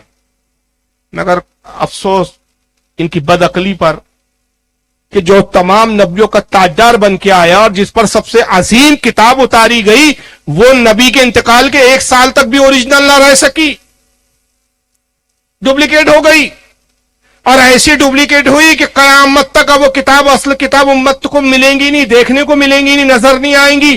صرف کب آئیں گی؟ وہ صدیاں گزر گئی، 1400 سال تو اب گزر گئے، اور اللہ جانے امام مہدی کے نازل و نزول تک کتنا عرصہ لگے گا، ان کے تشریف آنے میں کتنا وقت لگے گا۔ اگر یہ سمجھ لو کہ اگر مان لیجئے 600 سال بعد آنا ہے تو 2000 سال تک تو قرآن اوریجنل رہا نہیں۔ اب وہ امام مہدی لائیں گے تو کتنے سال مسلمانوں کی حکومت رہیں گی، اسلام رہیں گا؟ 40 سال۔ صرف 40 سال کے لیے قرآن آیا تھا۔ کتنا بڑا مسخرہ پانا ہے۔ لیکن رافضی چوچو کا مربع ہے، یہ فرقہ چوچو کا مربع ہے، بھول جاتا ہے کہ ایک طرف ہم کچھ اور عقیدہ بتاتے ہیں، دوسری طرف ہم اور عقیدہ بتاتے ہیں۔ نتیجہ کیا ہوا صاحب کہ ابھی حال ہی میں پاکستان کا ایک شیعہ مولوی اٹھا، اور اس نے اپنی اس عقیدے کو مضبوط ثابت کرنے کے لیے کہ بھائی ہمارا جو عقیدہ ہے یہ صحیح ہے، اس کو صحیح ثابت کرنے کے لیے اس نے کیا کیا؟ ایک بیان دیا، مگر بھول گیا کہ اس بیان میں ہمارے کتنے عقیدے کا گلا خود اپنے ہاتھوں سے اِنَّا نَحْنُ نَزَّلْنَا الذِّكْرَ وَإِنَّا لَهُ لَحَافِظُونَ۔ تمام 1400 سال سے مفسرین، صحابہ سے لے کر آج تک کے مفسرین کا اس پر اجماع ہے کہ ذکر سے مراد یہاں قرآن عظیم ہے۔ उम्मत का इत्तेफाक कि अल्लाह फरमाता है कि हबीब हमने इस जिक्र को नाजिल किया। तो जिक्र क्या है, क्या नाजिल किया भाई अल्लाह ने? कुरान ही है ना जिक्र, कुरान को जिक्र ही कहा गया है। हमने इस जिक्र को नाजिल किया और इसकी हिफाजत का जिम्मा हम ही ले रहे हैं, हम ही इसकी हिफाजत करने वाले हैं। और अगर अल्लाह हिफाजत ना करे तो फिर अल्लाह का ये कलाम झूठा नहीं हो जाएगा कि एक जगह अल्लाह कुरान की तारीफ बयान करते फरमाता है कि ये कुरान हुआ है कि ज़ालिकल ला रैब फी, इसमें कोई शक की गुंजाइश नहीं। अब अगर वो महफूज ही ना हो तो फिर शक तो हो गया, शक क्या रहा, वो तो बदल ही गई, तो फिर शक की तो बात छोड़िए, वो तो कहां के कहां चला गया। तो कहता है कि नहीं, हां जिक्र से मुराद कुरान नहीं। दलील इसके पास कुछ नहीं है, इसने ये नहीं सुना है कि फला मुफस्सिरीन का कौल है कि ये कुरान नहीं है। नहीं, हमारे दिल में आया, हमने मान लिया। तो ये अल्लाह यारी का भी आपने बयान सुना कि खुद इकरार कर रहा है कि कुरान महफूज नहीं है। और कुरान में अगर ये भी फरमाया कि हमने इसकी हिफाजत का जिम्मा लिया तो कहता है उससे मुराद ये कुरान नहीं। अब इसको याद रखिए। अब दूसरा शिया कुछ कहता है चूचू का मुरब्बा है, क्योंकि जाहिर है जब अकीदे बातिल हो तो एक ठिकाने पे टिकते नहीं ये लोग। अब ये सुनिए, ये भी पाकिस्तान का मौलवी है, इसका नाम है मौलवी शब्बीर हसन मीसमी। जोरा एकेडमी एक एकेडमी है शियाओं की बहुत बड़ी, जिसका राब्ता ईरान तक से है। ये उसका चीफ है, छोटा मोटा मौलवी नहीं है, कोई मस्जिद का इमाम नहीं है छठा अकबर का। ये उनकी जोरा एकेडमी, उनकी तंजीम का बहुत बड़ा अल्लामा मौलाना है। अब को इतना उरूज मिलेगा कि ओरिजिनल कुरान ढूंढ निकाला और उम्मत के इन्होंने क्या कर दिया, हवाले कर दिया। 4 ओरिजिनल नुस्खे मिले हैं इनको इमामों के, एक नहीं कितने मिले हैं, 4। यही इनका मजाक देखो कि कहे बक रहा हूं जुनून में, ना जाने क्या क्या कुछ ना समझे खुदा करे कोई। ये जनाब की कैफियत है। एक तरफ दावा है कि ओरिजिनल कुरान हमको मिल गया है, 4 नुस्खे मिल गए, मगर अभी हम खुद कंफ्यूज है कि चारों में मिस है, किसी में कुछ चीज मिस है, किसी में कुछ चीज मिस है। तो उसको एक जगह लाने के लिए हमने क्या किया है, ब्रिटिश म्यूजियम लाइब्रेरी को कुरान दिया। ब्रिटिश म्यूजियम वर्ड बता रहा है, ब्रिटिश यानी अंग्रेजों की लाइब्रेरी को दिया है कि कुरान तो हमारा, चेक करके तुम बताओ कि ओरिजिनल है। चेक कौन करेंगे, अंग्रेज करेंगे, जो खुद अपनी इंजील और तौरेत की हिफाजत ना कर सके। वो कुरान ओरिजिनल है कि नहीं वो बताएंगे। बताइए, कमाल तो ये कि आप कह रहे हैं कि भाई अबू बकर ने कुरान बदलिया, तो ये 4 इमामों के अलग अलग नुस्खे क्यों है फिर? तो तुम्हारे अकीदे के हिसाब से तो माज़अल्लाह ये इल्जाम तुम्हारे इमामों पर भी गया कि तुम्हारे इमामों ने भी बदल दिया क्या फिर, कि तुमको ब्रिटिश म्यूजियम लाइब्रेरी में जाना पड़ रहा था कुरान लेकर। और फिर अजीब बेवकूफ आदमी है कि वीडियो पर बयान दे रहा है, अपने चैनल पर इसको डाला और बोलता है कि अभी मैं बताने की पोजीशन में नहीं हूं, वरना अहले सुन्नत से हमारा इख्तलाफ हो जाएगा, फिर हम इसको संभाल नहीं सकेंगे। अजीब पागल लोग हैं यार ये। यानी ऐसा है कि किसी के कान में कहो देखो फुला फुला कहता, किसी से कहना मत। वो जाता दूसरे के कान में कहता देखो मियाँ फुला का ऐसा ऐसा, लेकिन किसी से कहना मत, तो पूरी खबर चल। तो इनके अकीदे के मुताबिक नौज़ुबिल्लाह ओरिजिनल कुरान है ही नहीं। लेकिन फिर एक और तसाद। एक तरफ तो तुम कहते हो कि ओरिजिनल कुरान तो इमाम मेहदी के पास है, तो तुम्हें कैसे मिल गया भाई? इमाम मेहदी तो आए नहीं, तुम्हारी मुलाकात इमाम मेहदी से कहां होगी? अच्छा, फिर इमाम मेहदी के पास जो है वो वाला कुरान है ओरिजिनल जो अली ने लिखा बकौल तुम्हारे, लेकिन तुम्हें जो मिले वो 4 इमामों के मिले, तो ये कहां से मिल गए तुम्हें? तो 14 साल तक अभी तक हमारे पास जो कुरान चल रहा है वो क्या चल रहा है? डुप्लीकेट चल रहा है। ये भी डुप्लीकेट पढ़ रहे हैं खुद, और अल्लाह ने उसकी हिफाजत का जिम्मा लिया नहीं, इसलिए बदल दिया गया। अबू बकर को कुदरत थी, उन्होंने कुरान को चेंज कर दिया माअज़ल्लाह। तो सबसे पहला तो अंदाजा लगाइए ये सैयदना अबू बकर सिद्दीक की शान में कितनी बड़ी सख्त तौहीन है कि कुरान ही बदल दिया साहब, और उसमें कहते हैं कि उमर भी शामिल थे। दूसरा, फिर बैत के लिए अली को मजबूर किया, खिलाफत छीन लिया, अली ने बैत करने से इनकार कर दिया, तो बाज़ाब्ता फिर कुछ लोगों को भेजा कि अली को पकड़ के लाओ। उस पर पूरी एक दास्तान गढ़ी वो सुलैम इब्न कैस ने, और दास्तान गढ़ी कि उसमें खालिद इब्न Waleed, Abdurrahman ibn of, Umar, अम्र इब्न आस और हजरत अबू बकर का गुलाम था कुनफस, ये सारे लोग गए और साहब वो हजरत अली के घर का दरवाजा खटखटाया और कहा कि अली बाहर निकलो। सैयदा फातिमा की आवाज आई, अली बाहर नहीं आएंगे, काम बैत लेने के लिए आए हैं, साथ में चले और अबू बकर की बैत करे। سیدہ فاطمہ نے کہا کہ نہیں، ابو بکر غاضب ہے، اس نے خلافت غصب کر لی ہے، ابو بکر کے ہاتھ پہ علی بیعت نہیں کریں گے۔ کہا دروازہ کھولو ورنہ ہم دروازہ توڑ دیں گے، اور پھر نعوذ باللہ کہتے ہیں کہ دروازہ توڑا، سیدہ فاطمہ پہ کوڑے برسائے،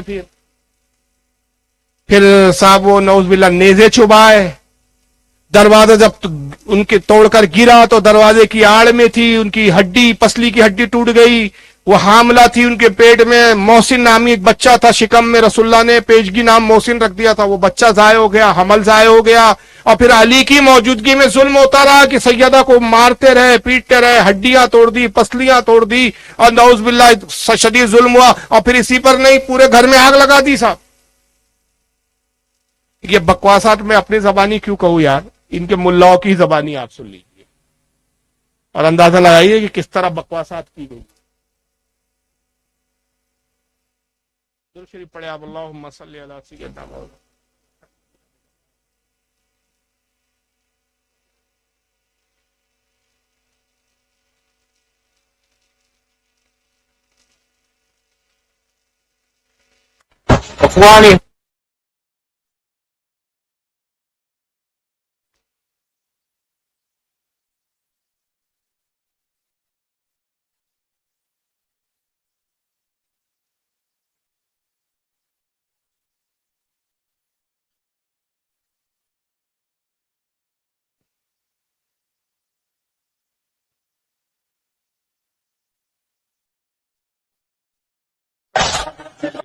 یہ باقاعدہ فلماتے ہیں اس چیز کو، یہ معاذ اللہ یہ عمر بنایا ہے کسی کو، اور وہ جو چھپی ہوئی ہے کالا برقے میں، تیری جملے تجھ پر کہ خدا کی لعنت ہوئی جھوٹ گڑنے والے پر، بولو یار آمین، خدا کی لعنت ہو اس بکواس کرنے والے پر۔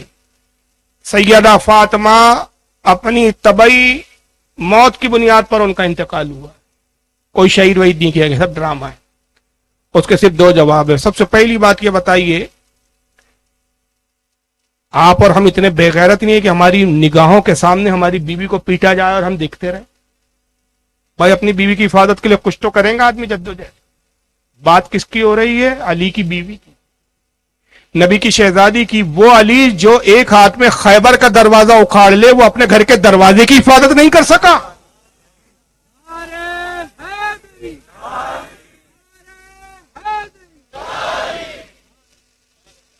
ہو گیا، رد ہو گیا، زیادہ تفصیل میں جانے کی ضرورت ہی نہیں ہے، وقت بھی نہیں ہے میرے پاس کہ میں تاریخی حقائق بتاؤں اور روایت پر بحث کروں۔ اس روایت، یہ روایت ہی نہیں ہے، بکواس ہے۔ الف لیلا کی داستان لکھنے والا زندہ ہوتا ہے، ڈوب کے خودکشی کر کے مر جاتا کہ گرنے میں تو تم نے میرا بھی ریکارڈ توڑ دیا۔ علی دیکھتے رہے صاحب، اور سیدہ فاطمہ قتل ہو گئی، انتقال ہو گیا، ظلم ہوا۔ اچھا عجیب بات ہے، دروازے پہ کیلیں تھی۔ ابے کون اپنے دروازوں کی کیلوں کو کھولا رکھتا ہے بے؟ موڑ کے اس کو دبا کے رکھا جاتا ہے۔ کسی کے دروازوں پہ دیکھے کہ آپ نے کیلیں ویسی بڑی بڑی کہ پسلیاں ٹوٹ جائے؟ کیلیں گرم ہو گئی، کیا تماشا ہے، کیا داستانیں ہیں۔ الف لیلا کی داستان سنا رہے ہیں۔ وہ علی جو خیبر کا دروازہ اکھاڑ لے، وہ علی جو تنہا بدر کا فاتح ہو، وہ علی جو فاتح احد ہو، وہ علی جو خندق کا فاتح ہو، وہ اپنی بیوی کی حفاظت نہیں کر سکتا۔ اور سیدہ فاطمہ کا گھر کہاں تھا؟ جنگل میں تھا کیا؟ آبادی سے دور ویرانے میں رہتی تھی، مسجد نبوی شریف سے لگا ہوا گھر تھا، قریب گھنی آبادی میں۔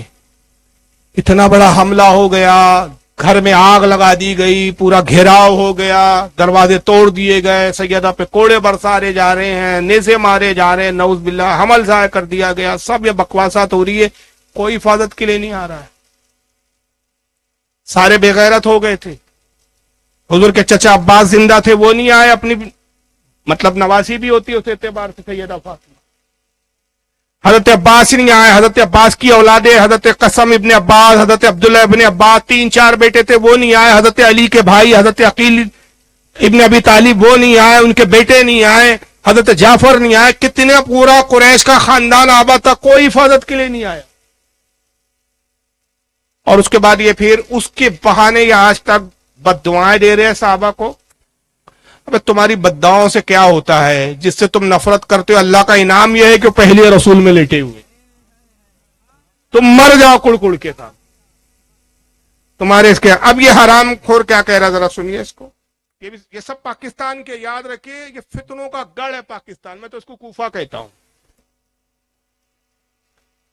ایک سے ایک حرام خور وہاں پہ ملیں گے آپ کو پاکستان.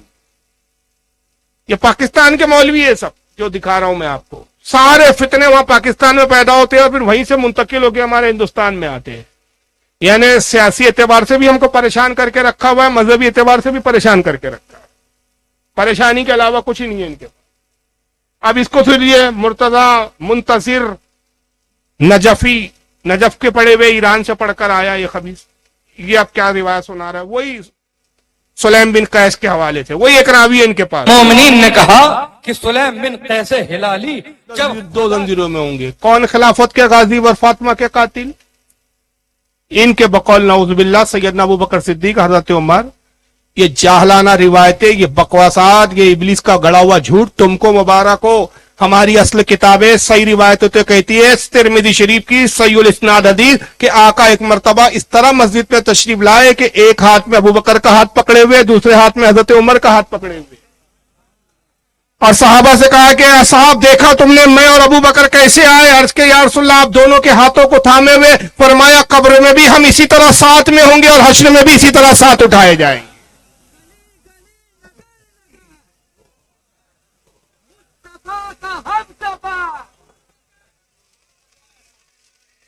چلو تمہیں یہ روایت نہ منظور، تم کہو گے نہیں تمہاری ترمذی کو ہم نہیں مانتے. چلو ایک بات تو تمہارا باپ بھی مانے گا، کیونکہ تمہاری بھی کتابوں میں دکھانا اور اس کو ثابت کرنا میری ذمہ داری.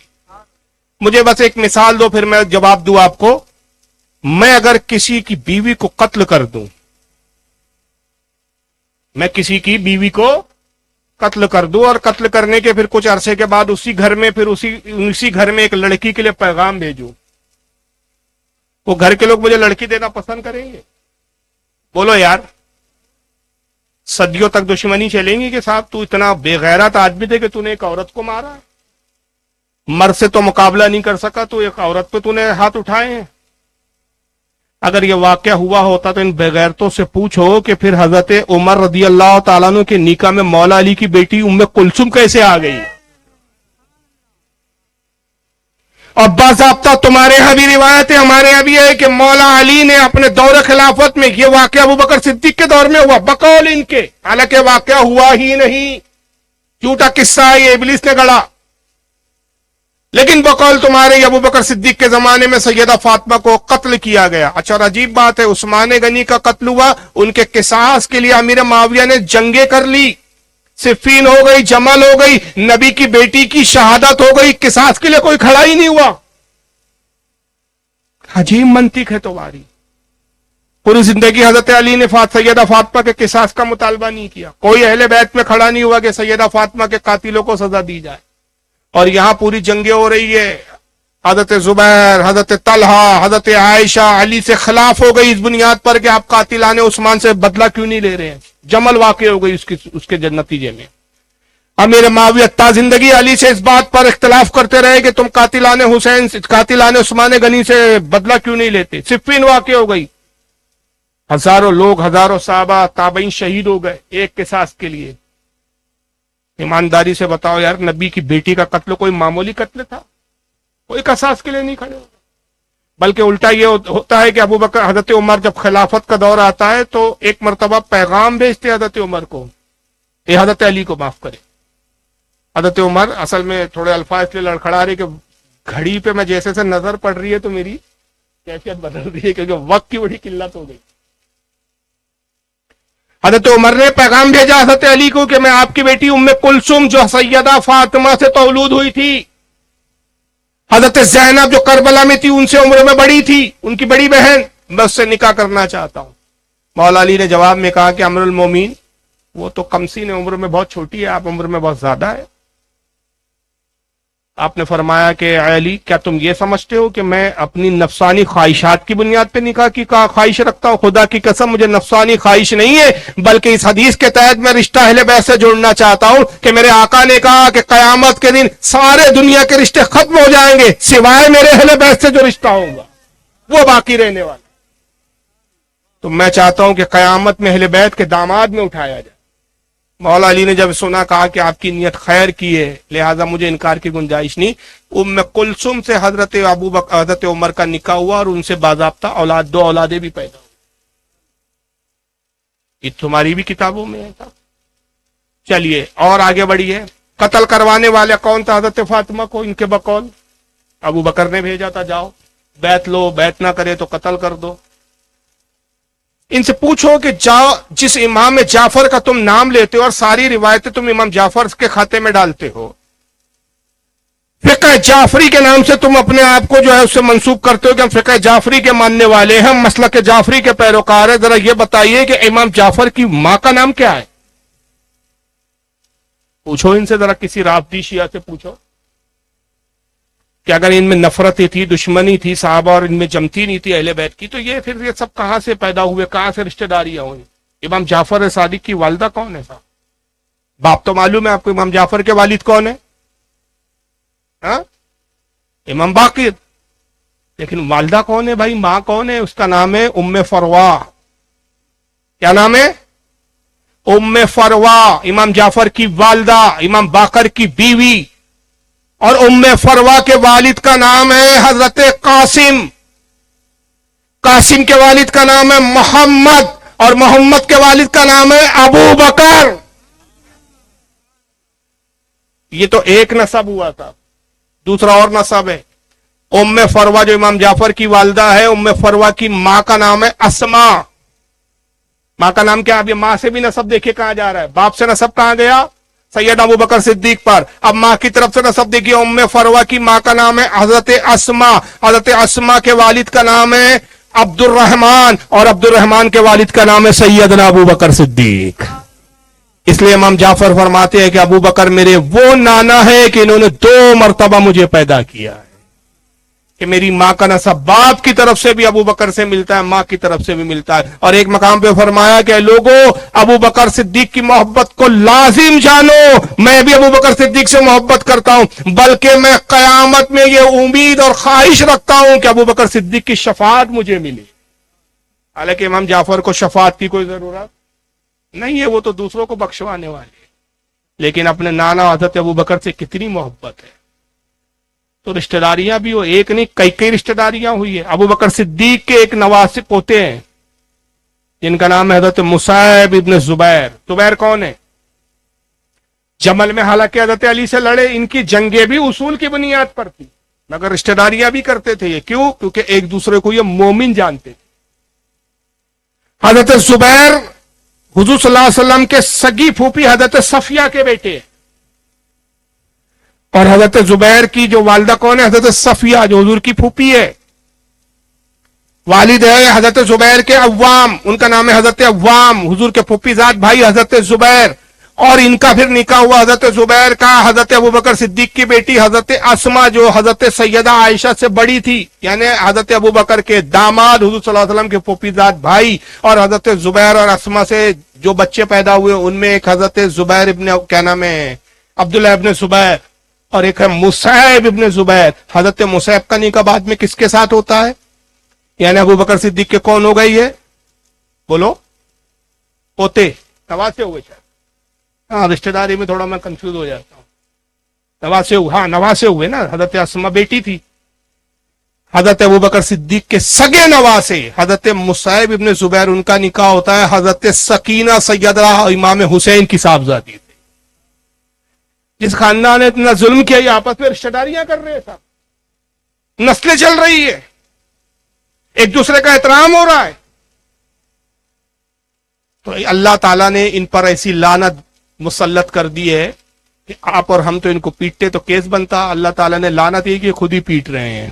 تو میں کہتا ہوں کہ اگر کسی رافضی کو ماتم کرتے ہوئے دیکھو تو بالکل حیران نہ ہونا، سمجھ لینا کہ یہ اللہ کی طرف سے عذاب ہے کہ جس دل میں محبت ابو بکر و عمر نہ ہو، وہ سینے وہ دل اسی لائق ہے کہ کوٹے جائیں اور پیٹے جائیں. یہ خود ان کے ہاتھوں اللہ نے ان پر عذاب مسلط کیا. کالے کپڑے پہنو اور کوٹتے رہو، پیٹتے رہو. تو بہرحال یہ صحابہ کی توہین کا میں نے ایک پہلو آپ کو دکھایا. اس پر اگر میں گفتگو کروں تو بڑی طویل گفتگو ہو جائیں گی. ایک یہ لے رہا ہوں کہ میں نے سیشن میں کہا تھا کہ ایک طرف نفرت اور ایک طرف محبت دونوں نقصان دہ ہوتی ہے. نفرت میں اتنے گر گئے کہ صحابہ کرام کی توہین کے لیے واقعات کس سے گڑے، انہوں نے جھوٹے کس سے گڑے، اور محبت میں اتنا مبالغہ کیا ہے کہ میں نے کہا تھا کہ علی کو اتنا بڑھائیں گے، آقا نے کہا کہ جو مقام علی کا نہیں ہے. کتنا بڑھایا انہوں نے، ذرا آئیے دیکھیے معاذ اللہ کتنا بڑھایا، ذرا دیکھتے چلے. ہندوستان کے جو غیر مسلم ہوتے بھئی کنڈلی بناؤ، ذرا اس کا مستقبل فیوچر بتاؤ، اس بچے کا مستقبل کیا ہوگا، فیوچر کیا ہوگا، کیا کرے گا، کیا بنے گا. اس نے ذائچہ لیا، ذائچہ مطلب کھانے بناتے ہیں، کھانے میں عدد بھرتے ہیں، اس سے پتہ لگاتے ہیں بھائی یہ ہوگا یہ ہوگا یہ ہوگا.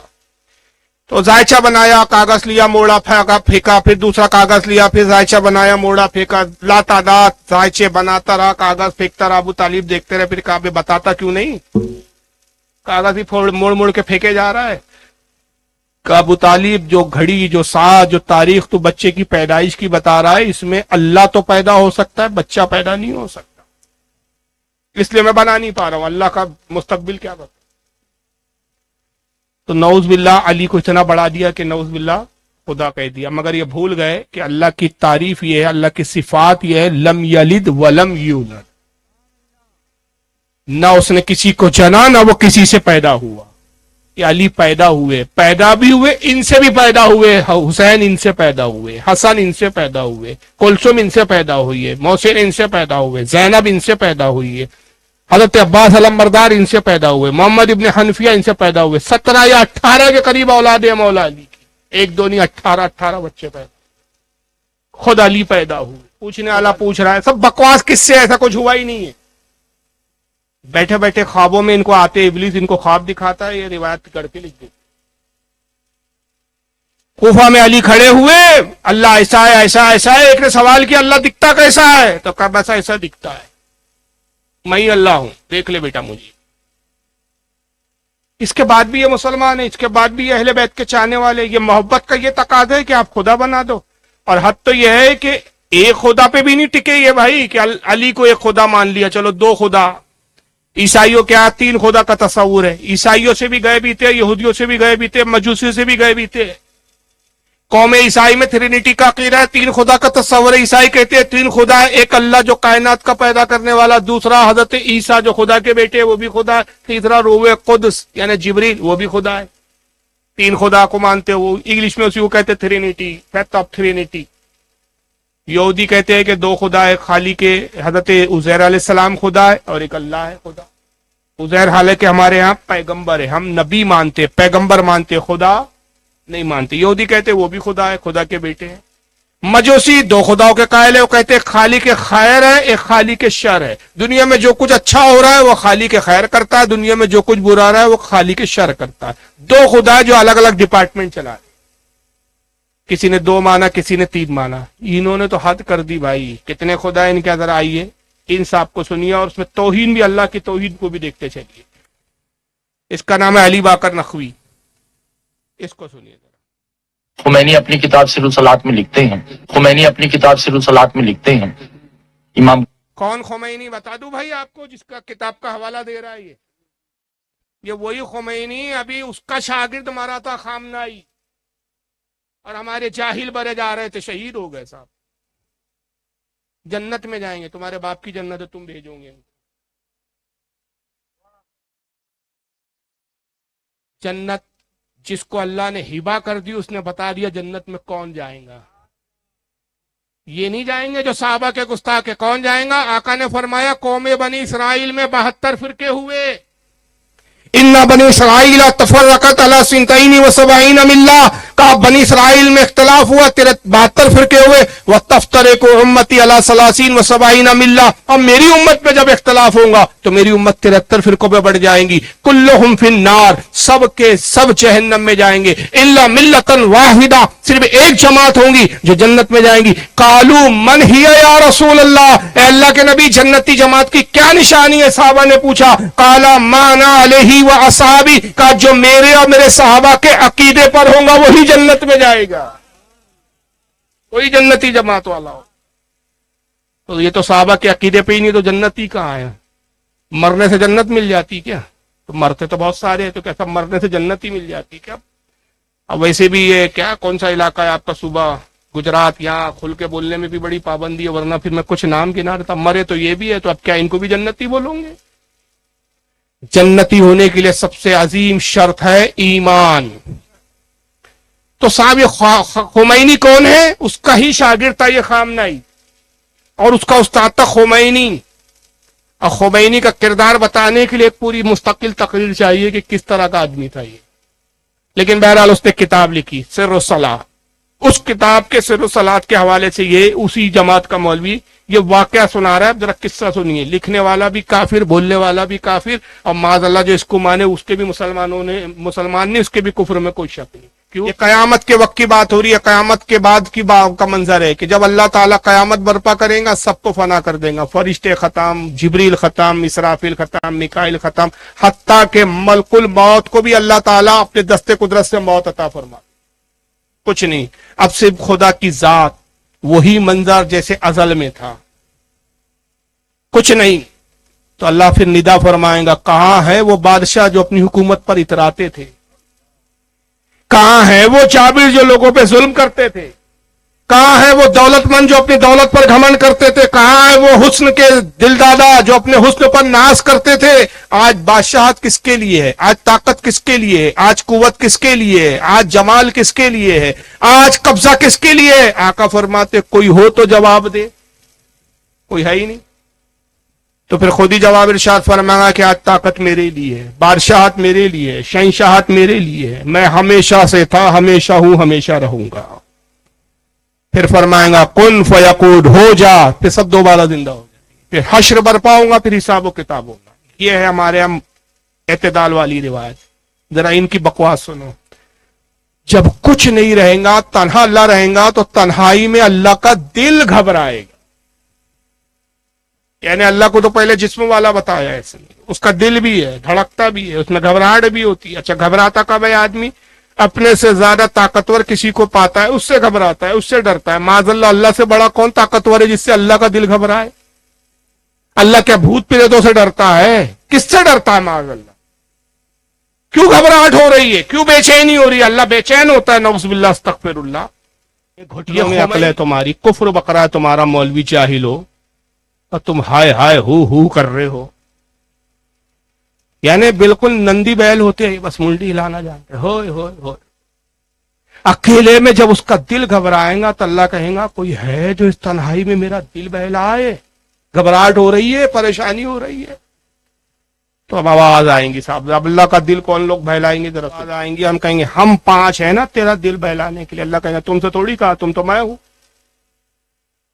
تم میں مجھ میں کوئی فرق ہے؟ کتنے خدا ہیں؟ 6۔ تمہاری اور میری ذات میں کوئی فرق نہیں۔ اور ابھی تو کہہ رہے تھے پہلے ایک مولوی صاحب کہ اللہ ہی پیدا ہو گیا تھا، اب وہاں اتنے 5 اور ہو گئے صاحب۔ تو 6ٹھی آواز آئیں گی پھر، انا ابو الفضل عباس ہی، میں عباس علمبردار، وہ پھر اللہ کا دل بہلا۔ یہ 5 نہیں بہلا پائیں گے، کیونکہ یہ تو خدا کی ہی ذات ہے، خدا ہی ہے یہ تو 5۔ اللہ کہہ رہا ہے کہ میں تو میں ہوں، تم میں، کوئی فرق ہے ہم میں تم میں؟ تو یہ اس طرح کی بکواسات ہے۔ بس آخری میں کلپ، وقت نہیں ہے ورنہ میں اور بھی بہت ساری چیزیں آپ کے سامنے رکھتا، کہ آج بنام سنی جو اپنے آپ کو مولائی کہتے ہیں، اب نام لے رہا ہوں، ان جاہلوں کو سن کے گمراہ ہو رہے ہیں، ان جاہلوں کو کی باتوں کو روایت سمجھتے ہیں، لیکن نعوذ باللہ یہ کس حد تک گر گئے ہیں۔ ذرا آئیے دیکھیے، یہ 2 توہین کے میں آپ کے سامنے پہلو رکھ رہا ہوں اور اسی پہ اختتام کروں گا۔ یہ سنی ٹاک جو ہے ایک اہل سنت کا UK میں سنیوں کا چینل ہے، یہ چند سال پرانی ویڈیو ہے، نئی نہیں ہے، کافی سال پرانی ہے، لیکن دکھا اس لیے رہا ہوں کہ دیکھیں یہ کتنے بدبخت ہوتے۔